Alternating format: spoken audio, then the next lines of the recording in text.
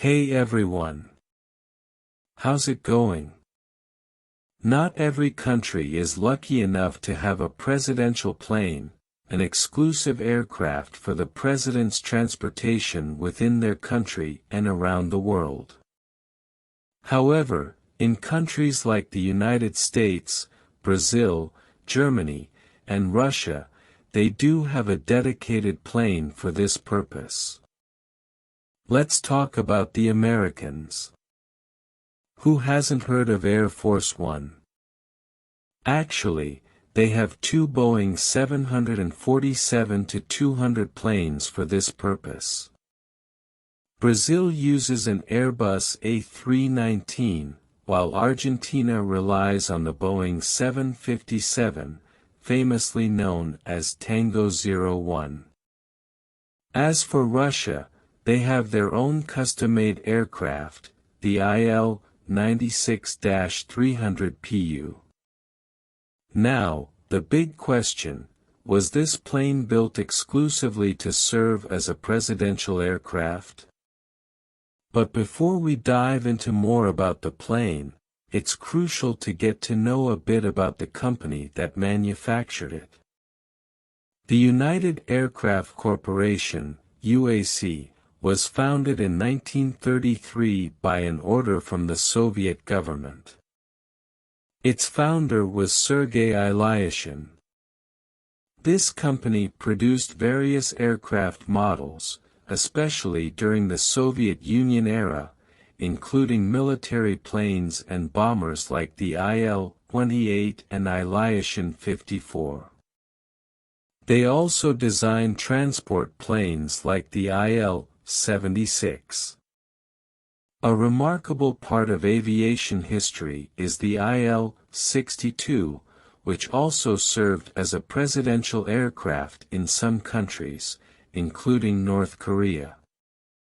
Another familiar aircraft is the Il-86, the second wide-body plane with 4 engines, following the Boeing 747, which brings us to the star of this video, the Il-96. The Il-96 entered service with the Russian state airline Aeroflot after the dissolution of the Soviet Union. The project took off in 1985, and the prototype had its maiden flight in 1988. However, the plane was not initially designed as a presidential aircraft. It was intended for operation in airlines, primarily within the Soviet Union. Aeroflot became interested in the project due to the wide fuselage, 4 engines, excellent range, and the ability to carry numerous passengers. The remarkable range made sense for local airlines, given the vast territory of the Soviet Union.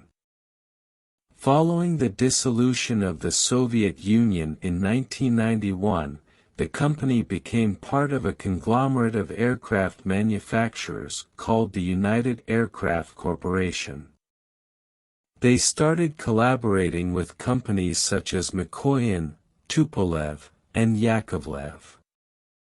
The Il-96 is a wide-body aircraft capable of carrying between 230 and 300 passengers, similar to the Airbus A340 but slightly shorter. It is renowned for its range of approximately 11,500 kilometers, which is quite impressive.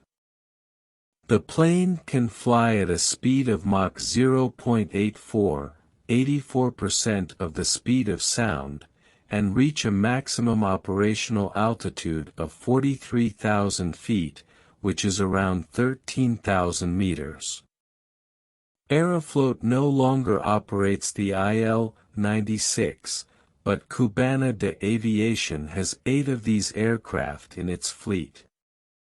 As for the presidential Il-96, it's used by the Russian president, Vladimir Putin.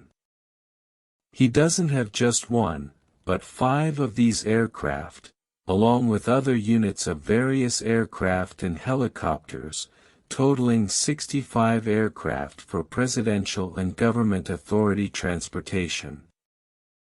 The Il-96 has undergone regular updates to keep Russian technology cutting edge, especially in terms of defense.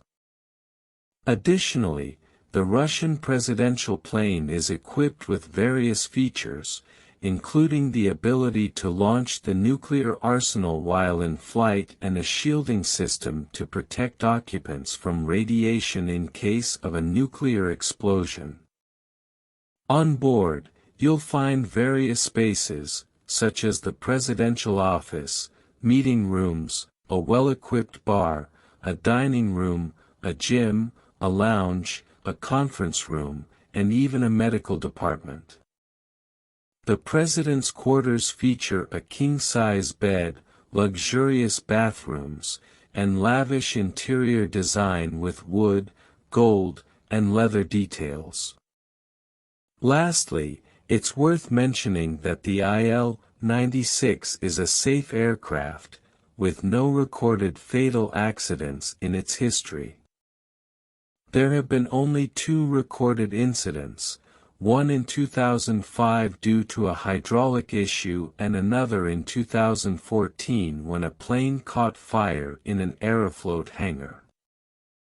It's important to note that Aeroflot was no longer operating these aircraft at the time. I hope you've enjoyed these insights into the Russian presidential Il-96. If you liked this, please don't forget to like and share this video. And if you haven't already subscribed to the channel, please consider doing so. Thanks, and see you in the next video.